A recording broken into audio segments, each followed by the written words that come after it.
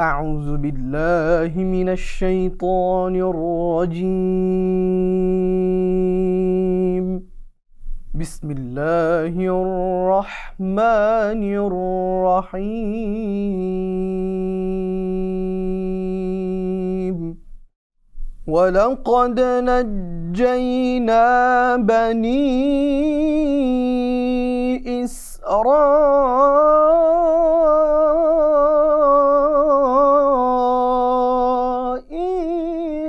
من العذاب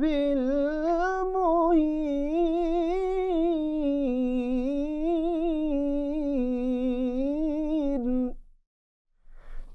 من فرعون إنه كان عاليا من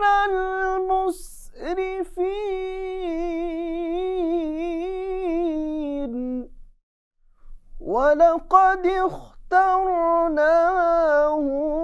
على علم على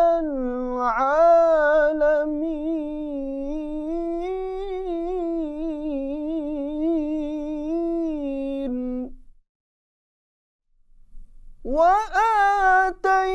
وآتيناهم من الآيات ما فيه بلاء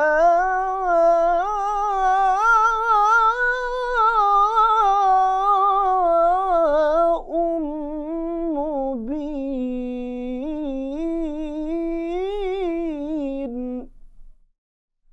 إن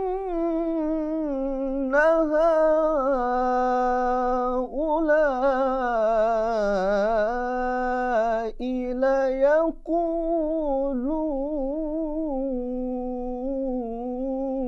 ليقولون إن هي إلا موتتنا الأولى وما نحن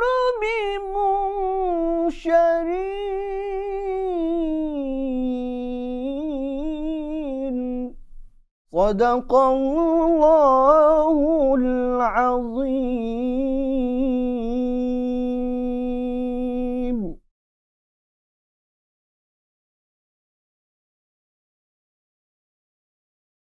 সূরা দুখান আয়াত ২৯-৩৫। আকাশ এবং পৃথিবী কেহই উহাদের জন্যে অশ্রুপাত করে নাই এবং উহাদিগকে অবকাশও দেওয়া হয় নাই। আমি তো উদ্ধার করিয়াছিলাম বনি ইসরায়েলকে লাঞ্ছনাদায়ক শাস্তি হইতে। ফেরাউনের সে তো ছিল পরাক্রান্ত সীমালঙ্ঘনকারীদের মধ্যে।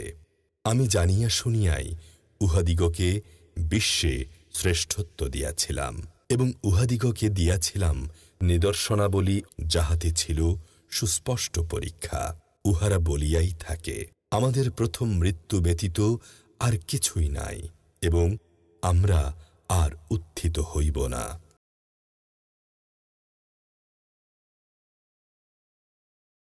কোরআনে কারীম হচ্ছে গোটা পৃথিবীর মধ্যে সর্বশ্রেষ্ঠ কিতাব এবং গোটা পৃথিবীর সর্বশ্রেষ্ঠ সম্পদ।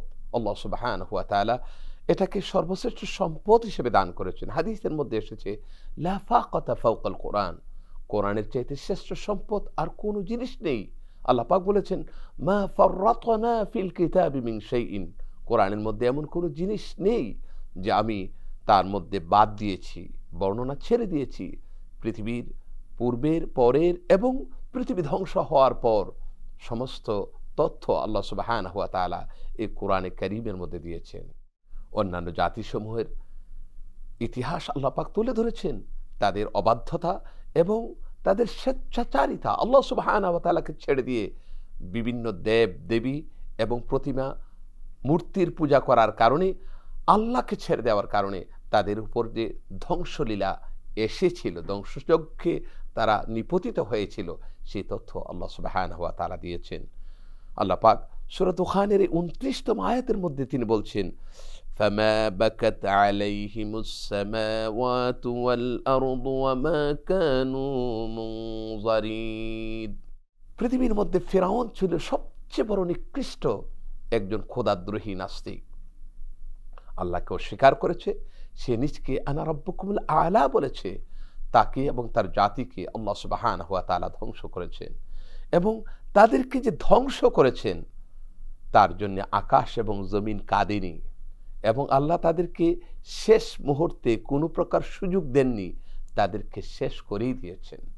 আল্লাহ পাক সেই তথ্য দিয়েছেন, এবং আল্লাহ পাক 30তম আয়াতের মধ্যে বলেছেন, ওয়ালাকাদ নাজ্জাইনা বানি ইসরাঈলা মিনাল আযাবিল মুহিন মিন ফিরআউনা ইন্নাহু কানা আলিয়াম মিনাল মুসরিফিন। আমি বনি ইসরায়েল সম্প্রদায়কে ফেরাউনের চরম অত্যাচার নির্যাতন থেকে, তার যন্ত্রণাদায়ক এবং অপমানকর শাস্তি থেকে তাদেরকে মুক্তি দান করেছি।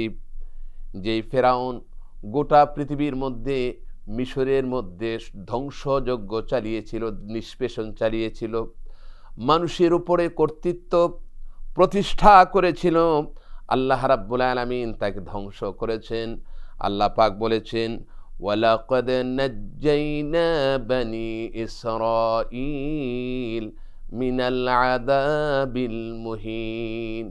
এই বনি ইসরাইল হযরত মূসা আলাইহিস সালাতু ওয়াস সালাম এবং তার জাতিকে আল্লাহ সুবহানাহু ওয়া তাআলা তিনি উদ্ধার করেছেন, তাদেরকে মুক্তি দিয়েছেন ফেরাউনের এই রোষানল থেকে, তার হত্যাযজ্ঞ থেকে, তার অত্যাচার এবং নির্যাতন থেকে। আল্লাহ পাক তাকে শাস্তি দিয়েছেন। আর বনি ইসরাইল সম্প্রদায়কে বিশ্ববাসীর উপর তিনি বিশেষ মর্যাদা দান করেছেন।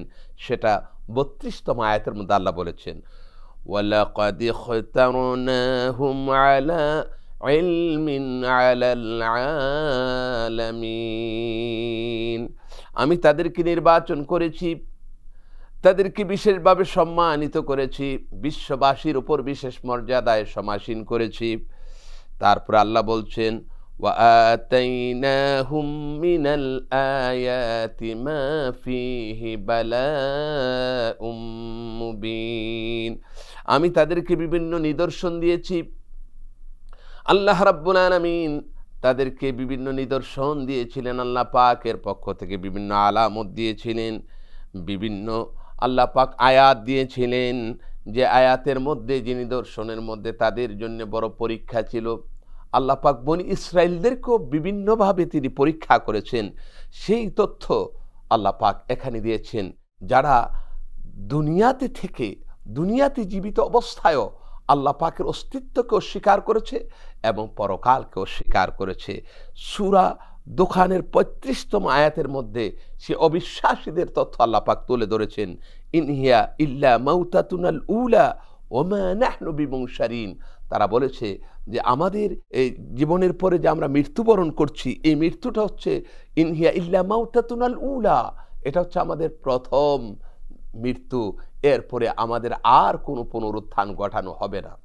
জীবনের পর জীবন, এটা স্বতঃসিদ্ধ আল্লাহ পাকের একটি বিধান যে আমরা দুনিয়াতে থাকবো না।